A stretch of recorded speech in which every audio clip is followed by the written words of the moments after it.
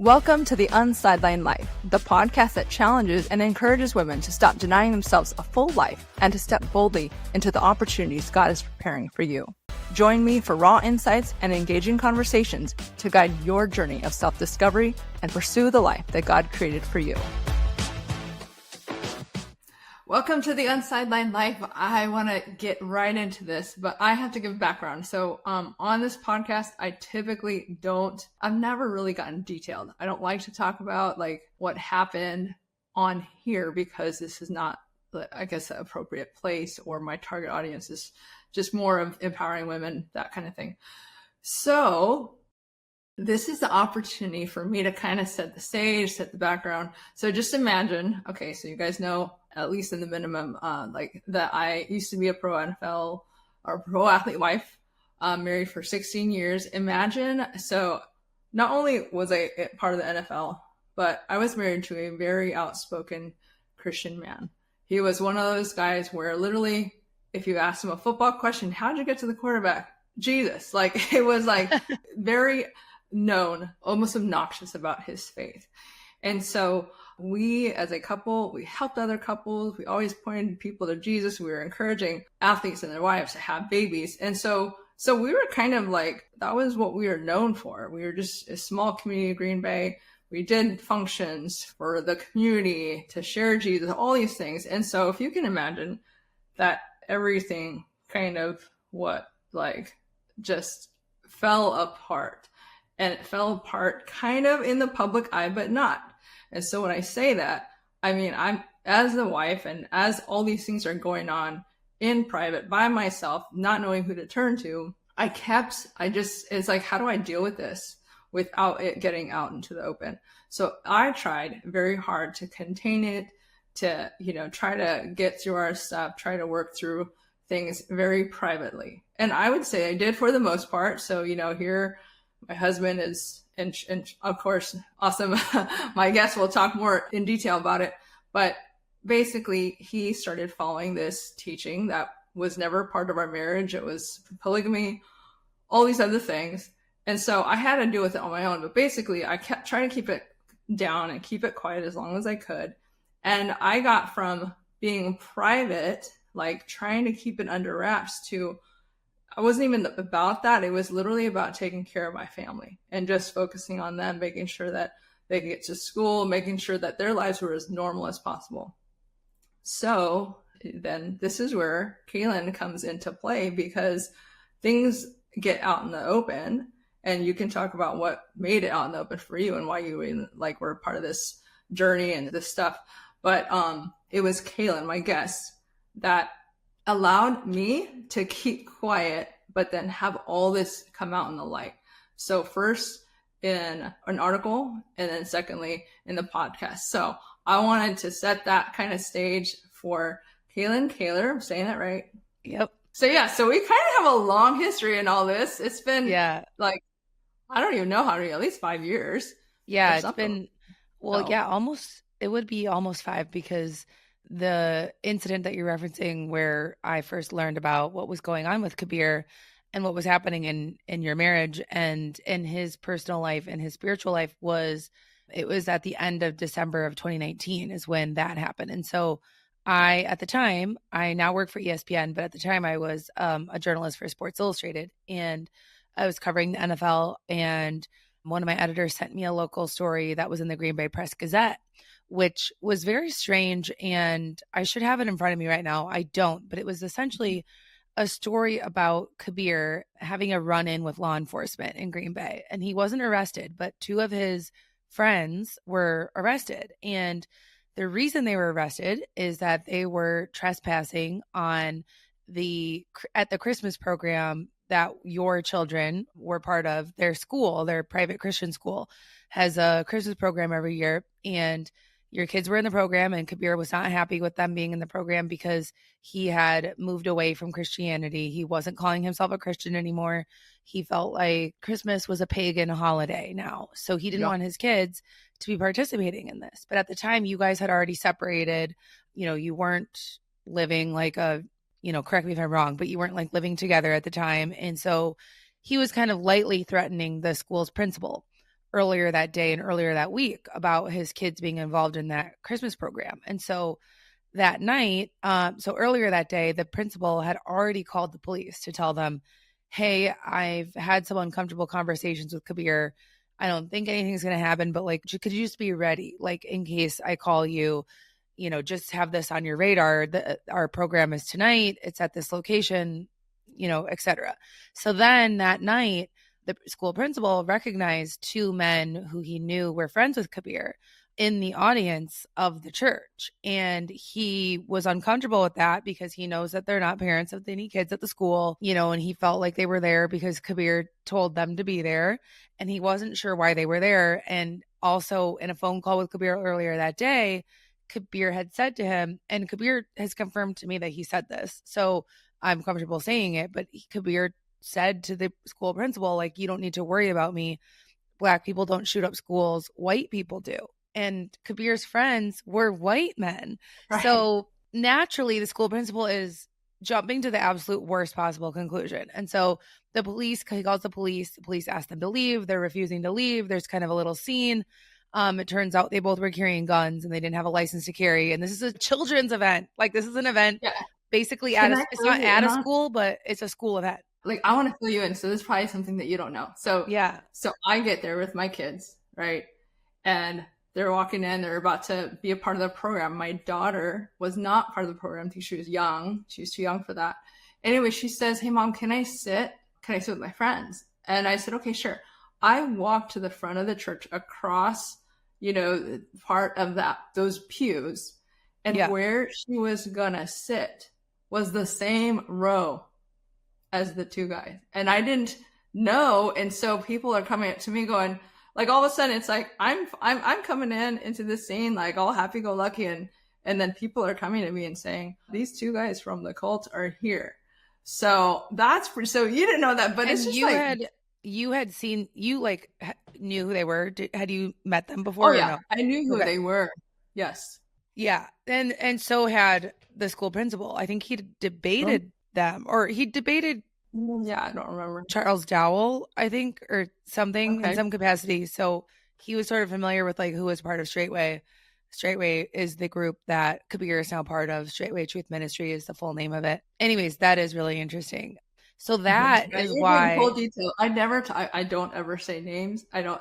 So hey, this is and the thing is, it's all out there. I just don't really care to talk about it, but I have you as a guest, and this is what I want to do. I want people, I'll tell you this much, when you're going through it privately and you think you're crazy, and even getting all these affirmations, Eileen, you had to do this, this was your only choice. I mean, for me, it was this pattern of like, okay, I've got women who are going to encourage me, right? Just my close friends. There was like 5 of us that knew about it. And I say women because these are the people that I was close to. And so, of course, they're like, you got to do this. They're encouraging me. They're trying to help me out. And in my mind, I'm like, but these are women. Like, they're going to just say, they're coming from the comfort standpoint. But then as time went on, it was like my pastor, even Ron Young, like, Eileen, I understand the situation now. You have to do what you're doing now. Coaches, players, those. But even still, it wasn't until you wrote that article, and then even more so as I was watching or listening to Spiral, that podcast series, it was like, whoa, like, this is deep. This is why I had to do all that. I mean, we're talking 7 years since it's happened, and just listening to your podcast was like, oh my gosh, these are the things that thank God my family was able to avoid. Because you go deep into, and I'll let you explain further, but you go deep into that 6-week series. Yeah. So, when I had originally met you, when I was working on the print story, the first version of the story for Sports Illustrated in 2020, at the time you were not ready to, speak on any of this. So, you were not part of that original story, but at that time, and let it be for the record, because I've been accused of other things. Exactly. Right. Like, you did not participate at all. I reached out to you, we had a conversation, but you were like, I need to stay away from this for now. I'm not ready. It's not time. But as I went in the reporting, I really just wanted to know, because that was what the Green Bay Press Gazette story did not do, is it did not explain anything about why this weird situation occurred. And they even interviewed Kabir. It wasn't clear. It still wasn't clear what was going on. Like, it was clear that somehow, some way, his personal beliefs had changed and he had really changed his lifestyle, but it wasn't clear how or why that occurred. So, or even what he believed. So I had to figure out a few things, like, why did this happen? How did this happen? And then, as you alluded to, like, what is Straightway Truth Ministry and what do they believe? How do they live their life? Like, what is the history of this group? So I went really deep on Straightway's history, and I found multiple people who had either grown up there as children and then left, as adults, or left somewhere in their childhood, or people who had joined as adults and then left as adults. So, because it was not going to be realistic to find someone who actually lives on a Straightway community to talk to me. I did talk to Kabir for the first story. I did talk to Daniel Muir and Robert Mathis, who are a couple other ex-NFL players who are part of Straightway as well. So I did talk to them, but I still have never talked to a regular person who is currently part of Straightway and who lives on a Straightway community, because those people are very hard to reach and aren't going to talk to you unless, somebody signs off and allows them to, essentially. Yeah. And also, for the most part, are just not interested in speaking about their life there because they're happy. They don't want to entertain any other possibilities at the moment. So anyways, the way I had to go about it was reach out to people who had left. And so I talked to a lot of people who grew up there and left, or, joined as adults and left. And many of them are still really unpacking sort of the emotional trauma and a lot of times physical abuse that they suffered as part of Straightway.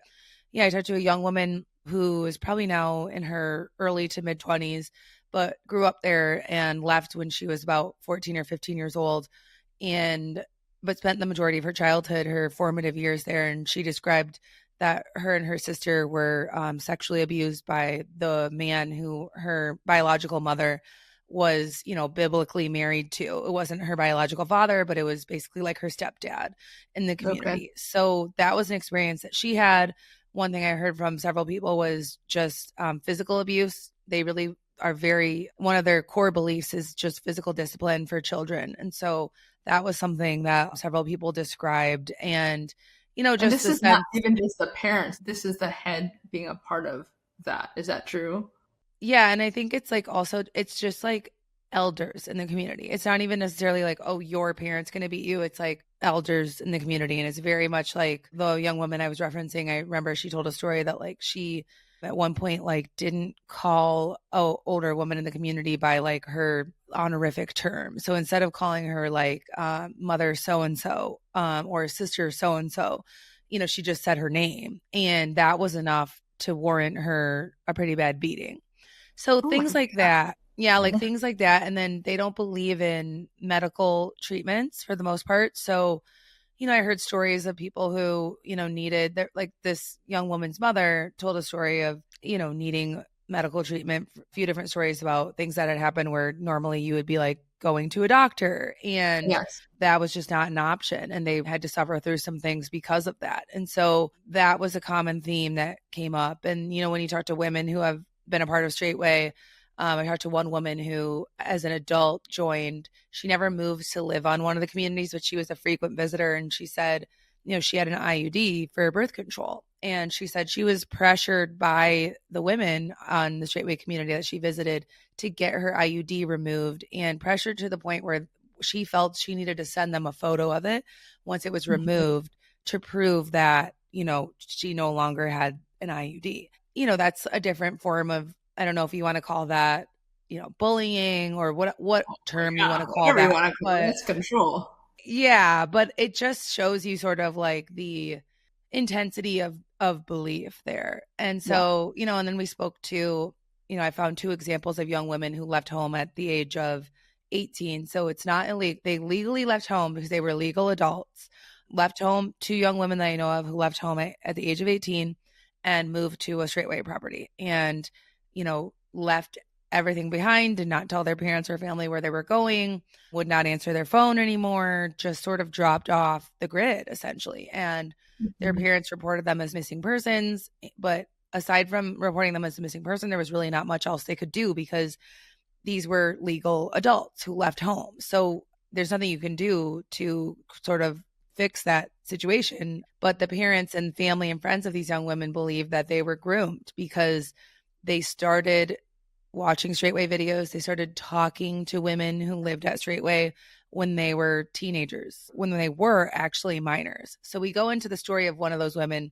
young women, in the podcast and in the written story as well. And so that was really interesting too, of like the sort of recruitment of young women that goes on, which I think they're very careful. From what I've gathered from the stories of these two women, Straightway is very careful about how they do that. They're going to wait to be contacted by the young women first. So that way, you can't make a case that they went after these young women who started commenting on their YouTube videos. Like, they waited to be called. It's very clear when you watch their videos, the phone numbers are everywhere. It's very easy to reach Straightway if you want to. But anyways, that's a little bit of like the information that we learned. We talked to one man who grew up there who is gay and knew he was gay, his whole life, and had a really, really hard time living there as a child because because they're very, very strong. They're very strong that homosexuality is a sin and that you will burn in hell and all of these things. It's just a very tough place to be if you know that you're gay. And so that was something that he's still working through today. And he's been gone from there for, 20 years. And another man we talked to who moved there as an adult, he doesn't remember exactly how much money he brought, because what's another thing they do is they like to pool their money and their resources. So if you move on to a community, you're encouraged to donate everything you have. And he did that, and he left. He ended up leaving. I don't even think he lived there a year. It was like maybe 6 months, and he couldn't handle it because he was getting bullied by Pastor Dowell and just was having a miserable time living there. And when he left, he said he didn't get anything back that he donated. So, he was in his early 20s, really excited to move there. It was like around the year 2000. So they were really rallying people to move because the end of the world was coming, right? That was part of the belief of the group that Straightway came out of. And then this is the last thing I'll say. The group that Straightway came out of, which is called the Overcomer Ministry. The Overcomer was started by a man named R.G. Stair, who was a shortwave radio preacher, and he called himself the Last Day Prophet of God. And he actually probably had an even bigger reach than Dowell does, because Dowell's main platform is YouTube, which is still a big platform. But shortwave radio at the time was like, that could be reaching across the world and across the country. And so R.G. Stair had a big audience, and he claimed he was the last day prophet of God. So he was actually calling himself a prophet, and he was prophesying that the end of the world was coming in the year 2000. And then obviously the end of the year did not come. That was a kind of a rift in the Overcomer. People were sort of questioning, well, what does this mean? What does this mean about R.G. Stair? Long story short, R.G. Stair had his own controversies. He died a couple years ago, but he was, at the time of his death, I believe he was awaiting either sentencing or trial for criminal sexual conduct with minors, I believe was the charge. Okay, yeah. And he had that happen to him more than once. Like, he had a few instances of misconduct with women in his community. And the first time that occurred is kind of what caused Dowell to go off on his own and start Straightway. And Dowell now, if you were to ask him, he's addressed R.G. Stair in the Overcomer in several videos, and he really does his best to distance himself from R.G. Stair. Right. But we were able to go back and find property records that show you that the Overcomer Ministry and R.G. Stair bought the land that Straightway is on today. So we have like actual document evidence to show that, yes, there was a very clear link between these two religious groups and these two men, even though Dowell now, knowing what happened to R.G. Stair and knowing R.G. Stair's the negative associations with R.G. Stair, he tries to separate himself from him, but he's very much a part of that. So all of that is what we discovered. And when, you and I originally talked, like, you had come across some of that, I think, when you were doing your initial digging into what is this group. Yeah, well, I wanted to say this is that when I was, doing my research, I found allegations from 2012 and 2017 of all these different things, and then different YouTube videos. And so there were different things that I heard it was like, one of them was like Dowell had a nice place where he lived and everybody else was peeing, and I don't know if it was like buckets or something like that. And there was just this thing like, nah, this can't be real. And all those rumors or all the things, I'm like, I don't know, like this may be wrong. You talked about those things and I was like, oh my gosh, this is literally how it is. I don't know if it's like that still, if maybe there's upgrades with different people in their homes, but right. I mean, when I talked to people who had lived there and like up to, I think the most recent person was probably like maybe up to 6 years ago, like it was still like that, where like a lot of people, like Dowell has a house with plumbing, and a lot of other people who live at the Tennessee community, which is the main community. different. And every community is different. So like, I think the one in Logansport, If you look at his story, I'm thinking the Green like, Bay one. the Green Bay one definitely has plumbing. So, but the Tennessee one, the Tennessee one, a lot of the people there are living, or at the time, 6 years ago, were living in like our trailers, basically. So they had outhouses, and some of the trailers may have like plumbing. It's unclear, it's hard to know without actually being there and seeing everything, but there was definitely a strong difference between what Dowell's living in and what everyone else on the community is living in. And I do think like too, of like the amount of responsibility that you had also corresponds with like how nice your living situation is too. So there might be people who have close to like what Dowell has there, but multiple people described to us a stark difference in the living conditions. And again, it might be totally different in 2024. I don't know. And I think about the contrast of, say you have the normal population of this community. Well, then the contrast of like, how does this look? You had mentioned that they pool the money together. I know we don't know this answer, but they pool the money together. So the ones that are in this community, they give, it's a big pot supposedly. And I know from what I hear, it's not like that with Kabir and his household. Right. I alluded to this whole thing of like a lot of plumbing. So reality is where I used to live, which is now the Green Bay sect, is, I mean, we had, it's a 20,000. How many bathrooms did you have?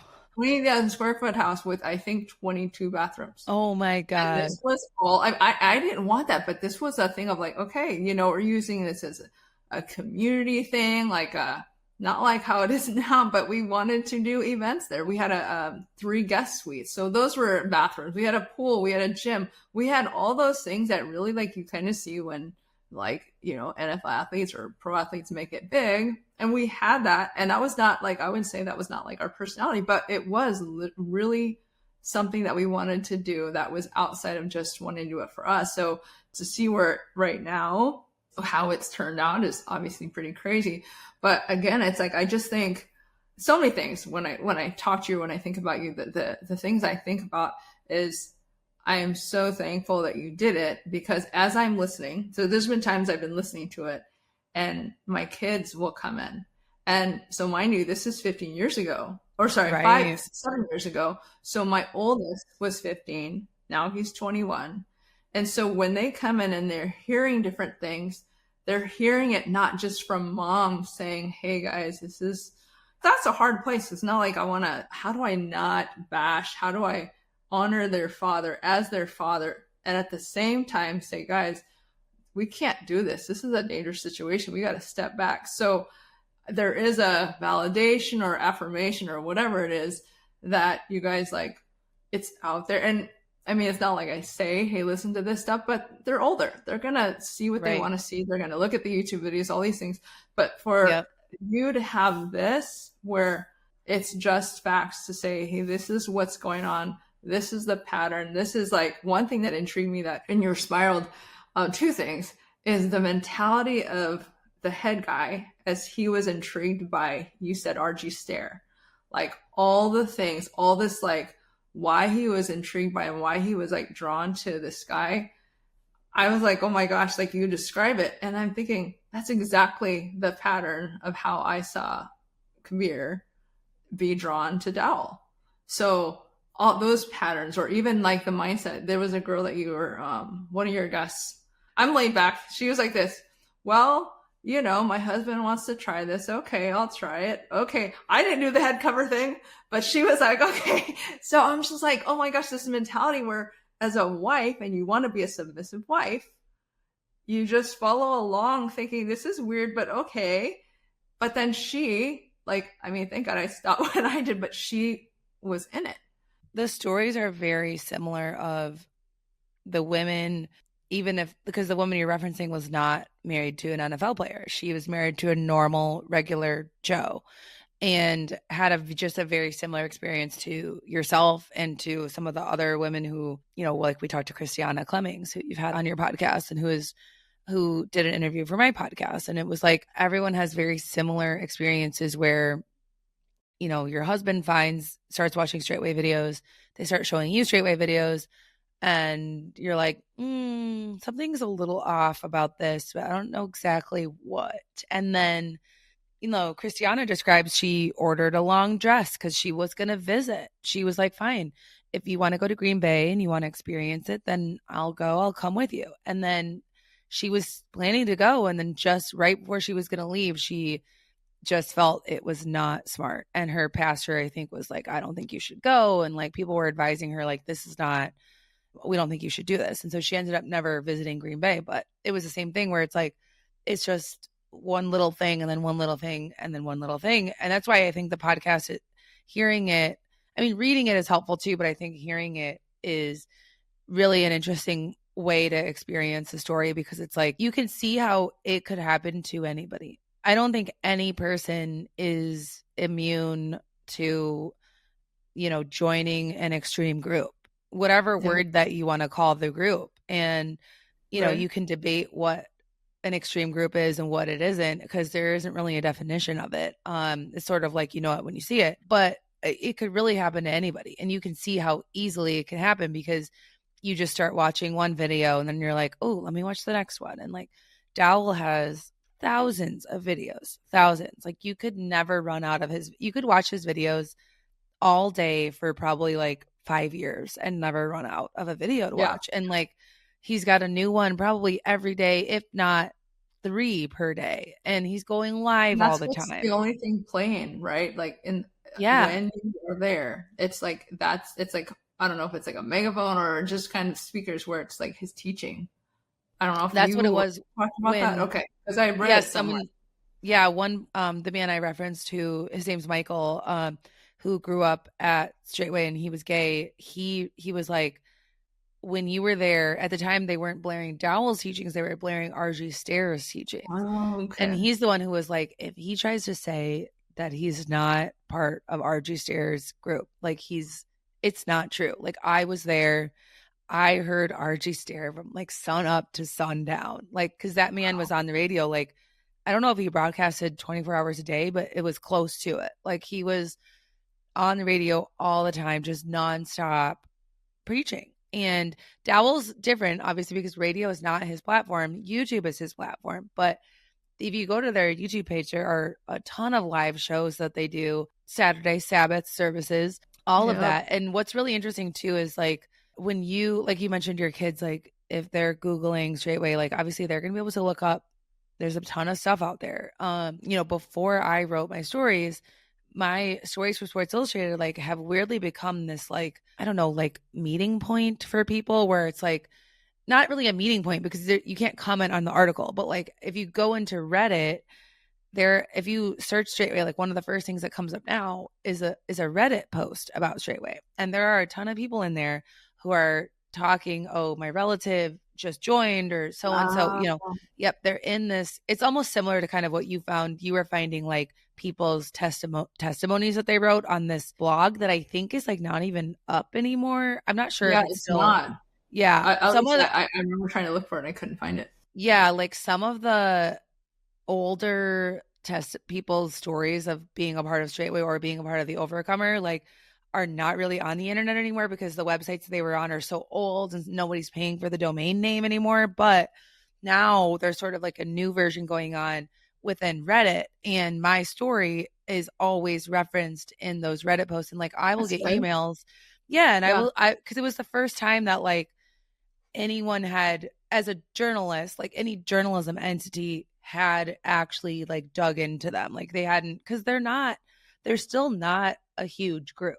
Like Yeah. when you think about organized religious groups, like they would not rank anywhere near the biggest groups in the Right. country. And even among like Hebrew Israelite groups, which is Straightway identifies as, they identify as a nation of Hebrew Israelites. Even among Hebrew Israelite groups, they are far from the largest group. Like the largest Hebrew Israelite group is probably Israel United in Christ, IUIC. And like that's who you would see if you are in a big city and you're walking around and you see these guys in like purple robes, black guys. They are one of the groups that I think, I don't want to say this is 100% true, but I think they're one of the Hebrew Israelite groups that only allows Black people to be part of it. Straightway is more flexible with their races that they allow to be part. They're very, you can be white. There's white people in it. There's Hispanic people in it. There's Black people. Like they're probably Straightways. I wonder how they, have you heard why they yes. encourage, or why they are okay with that? Because was told, it's not from his group particularly, but I was told I couldn't go to heaven because I was Filipino. Right. So yes, and this is what's really complicated about Hebrew Israelism is like each group is different. Like they might all call themselves Hebrew Israelites, but it's not standard. There's like all different things that you can practice as part of that. And Straightway points to a verse in, I think it's in Romans, the book of Romans, and it's something about Gentiles being able to be grafted into the Holy Spirit or something. I'm like paraphrasing here. So this would be worth like looking up later to actually get the verse right. But there is a verse in Romans that says something about grafting Gentiles in, which Straightway, right. Okay. Do you know what I'm talking about? Like Straightway then interprets that as being like, okay, well, if you align with our view that Black people are the true Israelites, well, you can be like spiritually accepted. Yeah. So that is how I understand their beliefs to be as it relates to race. But yeah, what I was going to say is that like your kids, if you're going to go on YouTube and look up Straightway, like you're not only going to find Straightway videos, but you're also going to find people battling Straightway. Like it's crazy. Like Dowell has a ton of enemies, and within this space of Hebrew Israelite on YouTube, like Hebrew Israelites on YouTube, there are like so many different factions that like hate each other and are like constantly like challenging each other to like different things. And like even in like the last 6 months, like one of the Straightway elders, oh my gosh, Elder Rufus, I think. Yes, I heard about that. Who was like in charge of their Georgia location.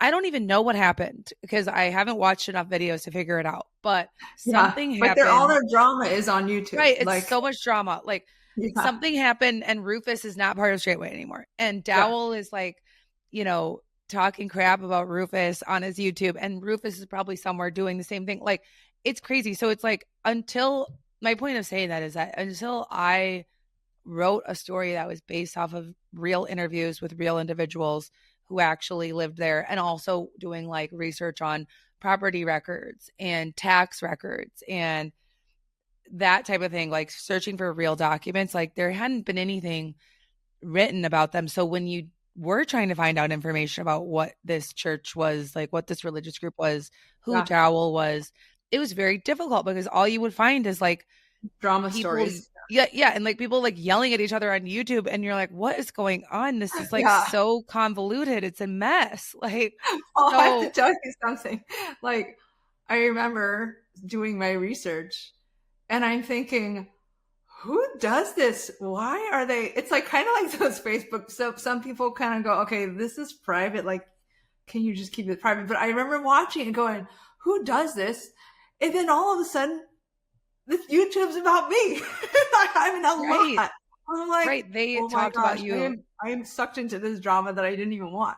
Right. So, and Dowell, and that was the thing that was interesting about you and Kabir's story is like Dowell very much used Kabir, and I think he did it a little bit with TJ possibly, but like he used Kabir all the time to talk about how Kabir had an evil wife and he escaped his evil Jezebel wife. And this is a great example of what happens when you get involved with a wicked woman and, all of those things. And like he used Kabir not only as, an NFL player is part of us now. How cool is that? But also as like, well, this is a great example of what I'm warning all you men about, you know, all these things. And so that was really interesting to see how he kind of propped up Kabir's story on his platform in a lot of different ways. Yeah, which feeds, okay, so I want to say this. So as I was seeing this happen, because so he had two fears.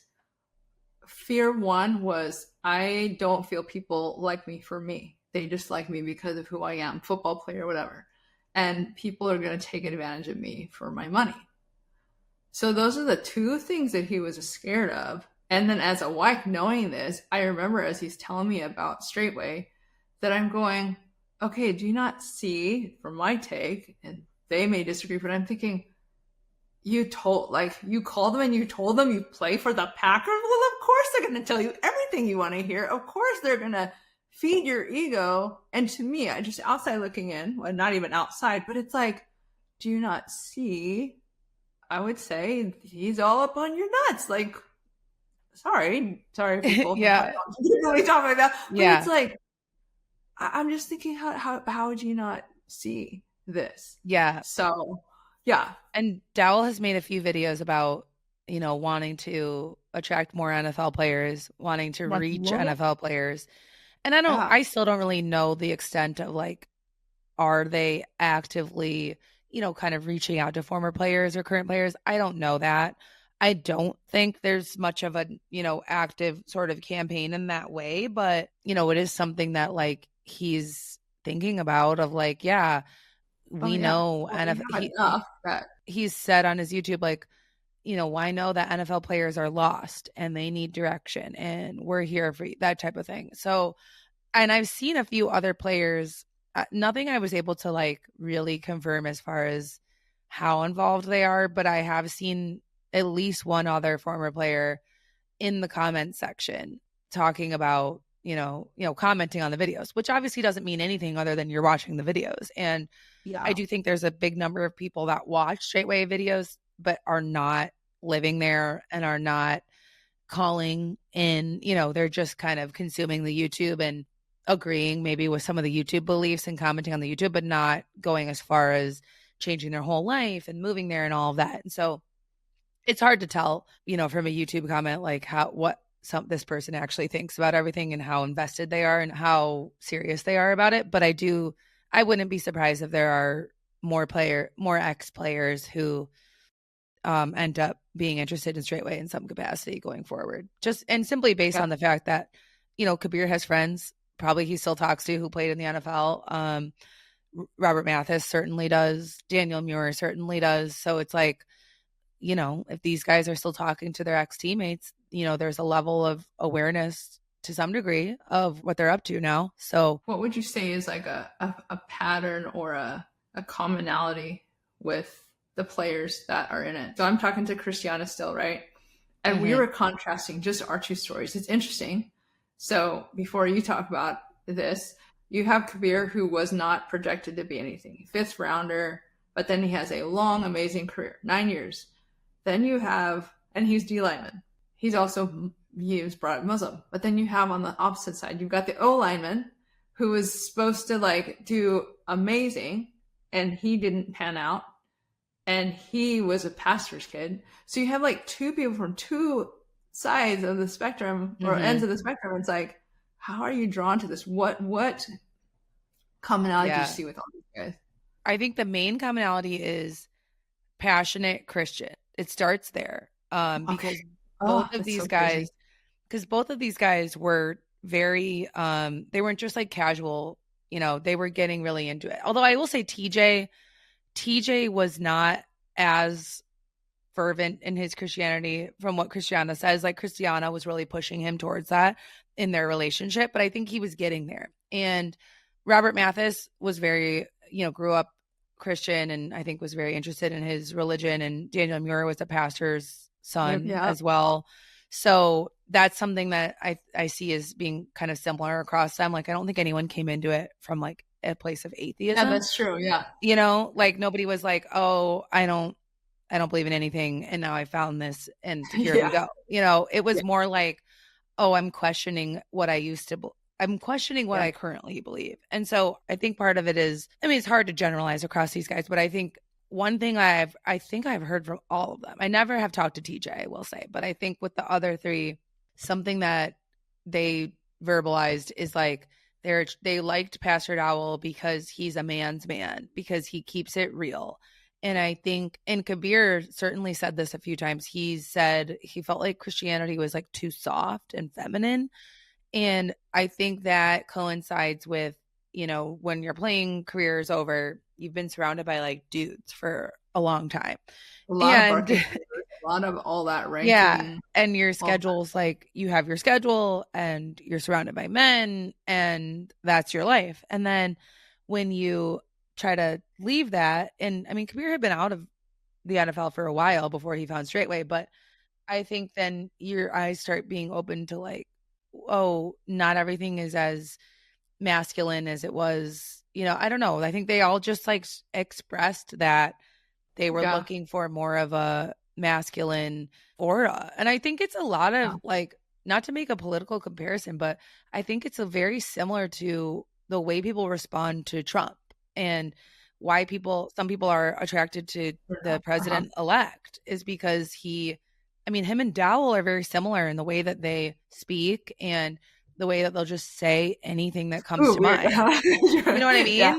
So there's a lot of like parallels with that of like people want someone who they see, like people are attracted to strong leader type. Yeah. And he's like a coach almost. Like the guys always say like, oh, Dowell like reminds us of like a football coach in a way. So I think that's a big part of it. That's like a comfort zone for them. Which, I mean, I have my take. I know I have my beliefs on how it is, but I mean, you're hitting the same things, but it's just like, gosh, I just refer to it, it's a warped familiarity, you know? Yeah. Yeah. So, and then of course, polygamy. So, okay. Which it's crazy. Like, okay, so spiritually speaking, I always look at it like this. The devil's always he knows what angle, you know, to attack you, right? And so Kabir was never a cheater. Right? He never cheated on me or anything like that. He was not one who was like drawn to other women like other guys are, you know, who cheated and stuff like that. But the angle was through religion, through that. So it was interesting because in my way to kind of keep lighthearted is like, oh my gosh, my husband he didn't leave me for a woman. He left me for another man. Literally. You know? That kind of was the case. That's a really interesting way to describe it. Yeah. Yeah. Yeah. What was your biggest takeaway from this whole thing? Sorry, that's a deep question, but what it is. Yeah. I mean, I think I kind of already said it of just like how after, you know, learning how this happened to Kabir little by little and how it happened to all these other guys just step by step, and they've all, you know, completely changed their lives. In many cases, it tore the family apart and it tore their original marriages apart. I think it just really became clear to me that, again, this could happen. I can now understand how this could happen to any person. I don't think anyone is like too smart or too, I don't know. I don't think anyone's too smart for this to happen to, you know? Right. And then I think the second thing is I am surprised, like, because now that there's some distance between like 2020 when the story came out, at the time it was like, okay, he's been interested in this for about 3 years, you know, but it hasn't been that long. So like, let's see what happens. And I think I'm kind of surprised that Kabir is still in this. He has a few new children with a woman he's biblically married to. They don't believe in marriage licenses, so it's not a legal marriage, but he has a few new children. He's got so he started a new family, and the same can be said. Now there's like, I don't know if I told you that. What did you say? There's the wife and then there's a concubine. Oh, okay. So that's happened. So but I was surprised because I was like, I don't know. Maybe there will become a point. Last is a phrase. Right. Like maybe there will become a point where, again, like we talked about Elder Rufus and the falling out. Like I was like, maybe there's going to be a falling out with some of these ex-NFL players in Dowell or vice versa, or who knows. And so it's been interesting kind of just keeping an eye on them via YouTube mostly over the last few years, just to kind of see how things have developed. And really the biggest developments are TJ Clemmings got interested in Straightway and joined Straightway, and it broke up him and Christiana's marriage. And, he never met his triplets that they had together, which is just crazy. And then what else? Well, the whole Daniel Muir thing that happened this summer, which it's like ongoing still. Yeah. So To summarize, we may have another podcast for us. Right. And I'll just summarize that really quick before I go. But basically, I talked about how a few people I talked to who are part of Straightway referenced being physically abused as children. So we know that this is part of kind of life there. And this is how they, this is one of their beliefs, which I think they take straight from the Old Testament, or is what they would tell you. Mm-hmm. Oh, yeah.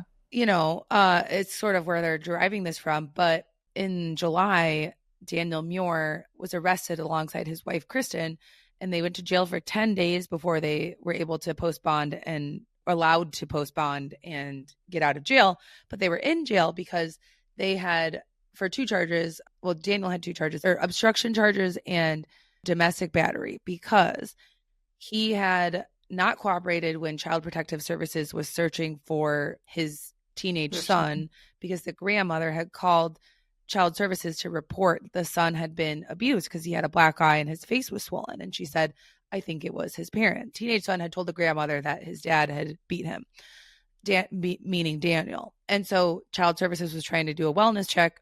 The Muirs were not cooperating. And it got to the point where the state police issued a silver alert, meaning that the teenage son was missing.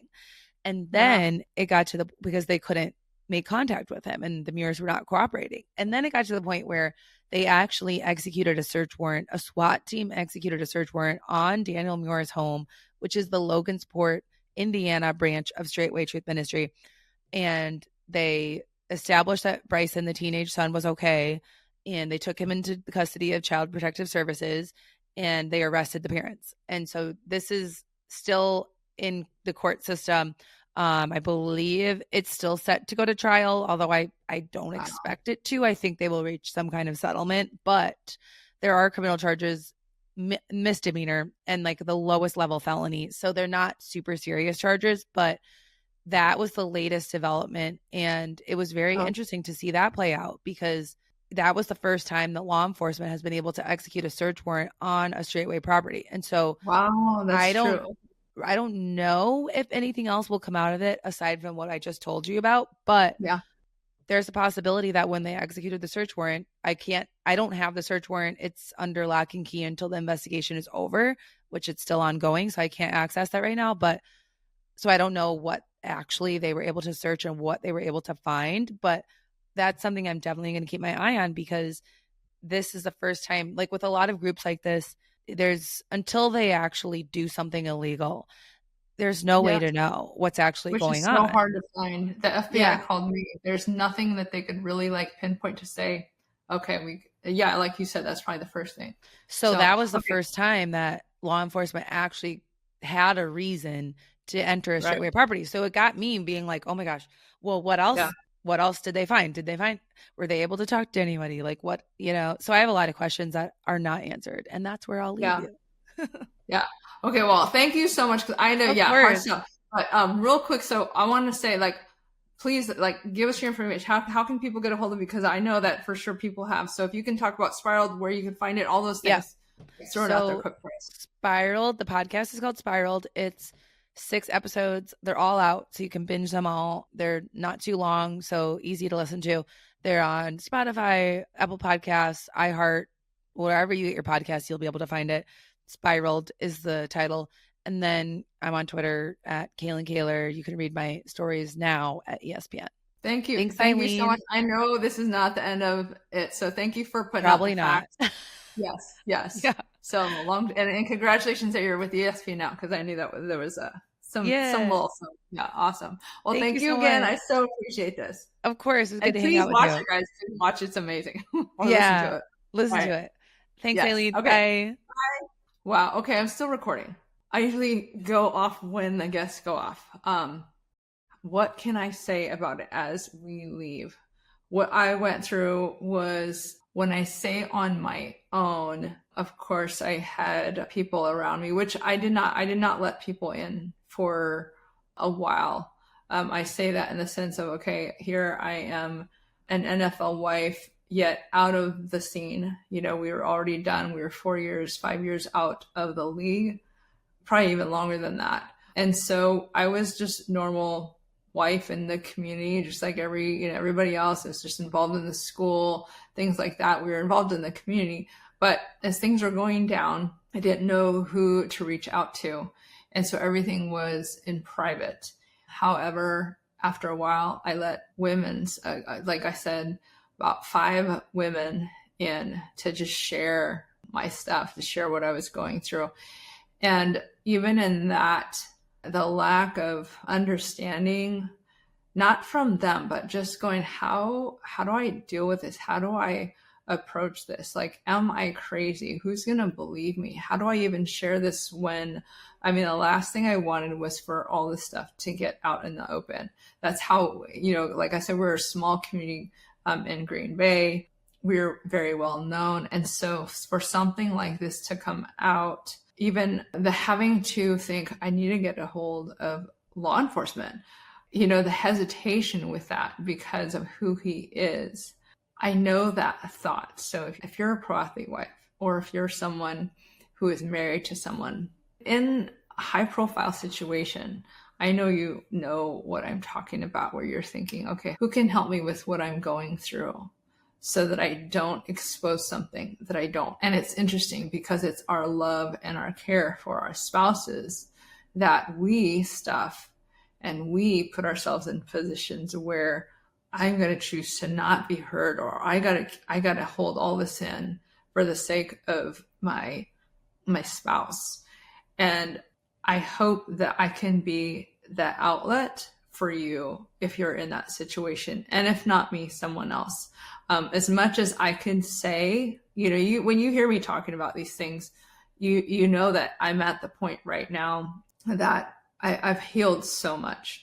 I'm obviously stronger. This is definitely not a brag on me. This is a total boasting in God, his goodness, his faithfulness, him renewing my mind, him showing me who I am in him.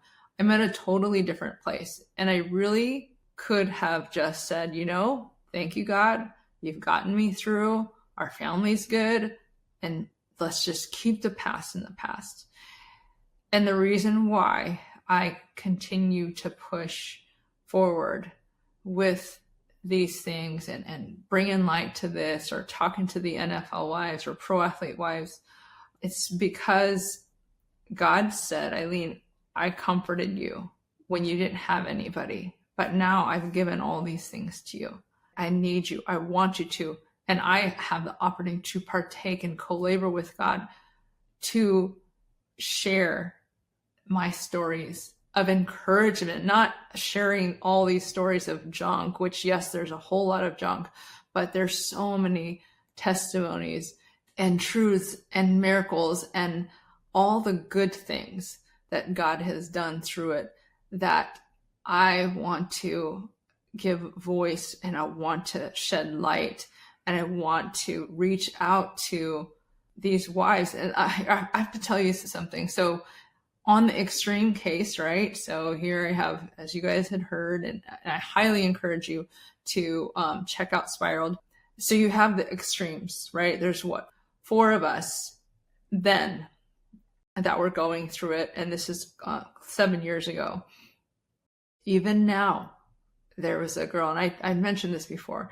Even now, there's been 2 women who have said that their spouses are joining these kind of things. It's not the same one, but it's men believing that polygamy is okay, men believing that they're, some sort of spiritual high up, that one believes he's like an angel, like Archangel Michael. One believes that he's like Jehovah, and just they find a way to kind of elevate themselves as if they're spiritual leaders. And it's a place of no accountability. Just all these different things.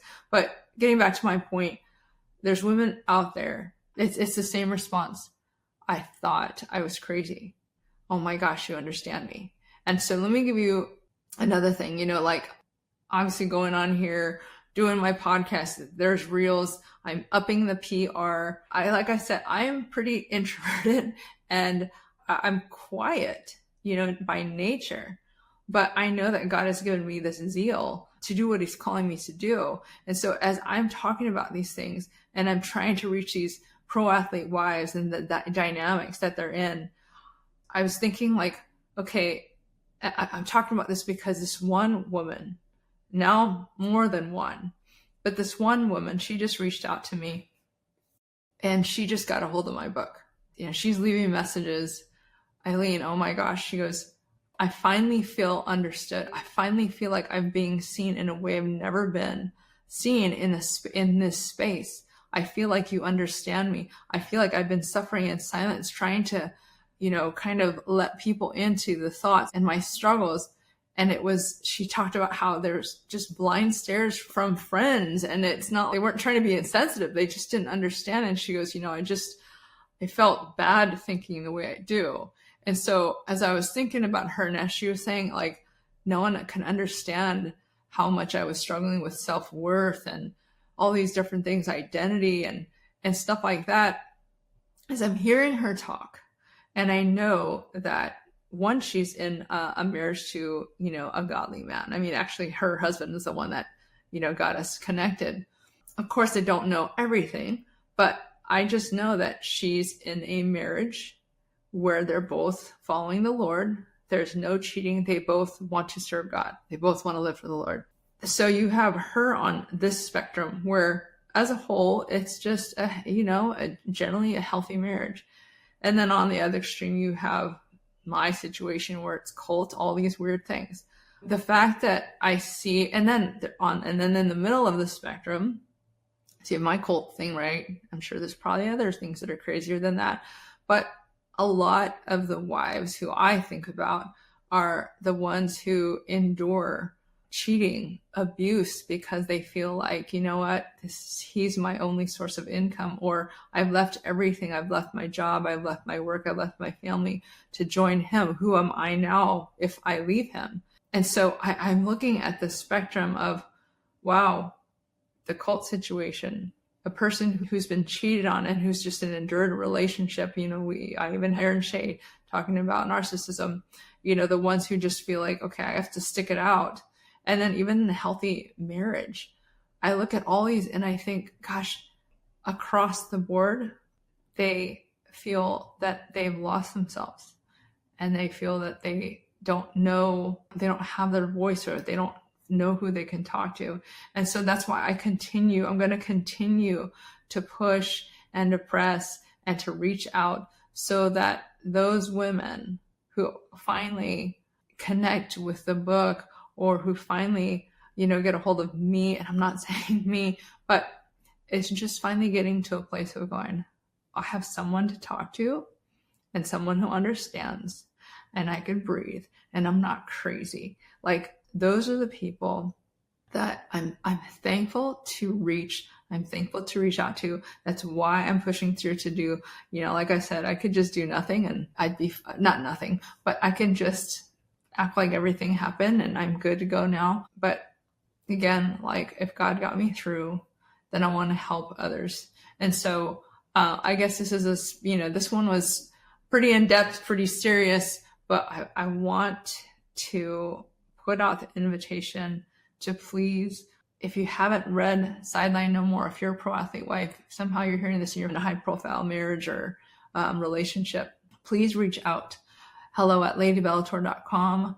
You'll find me on Facebook. You'll find me on all the different platforms, but please reach out, because to do this stuff all alone, it's not even an option. We're better together. So for this episode, I encourage you, get a hold of me, get the book first. Oh, don't get the book first. Get a hold of me, get the book. You'll feel that, yes, you're not crazy. You're going to feel that you've been heard. And please, please, please reach out. I would love to get connected with you. Okay. Bye for now. Until next time, love well, celebrate your strength, and discover the new things you are capable of. You are a light in the lives of those around you, and no night is too dark for you to find your way.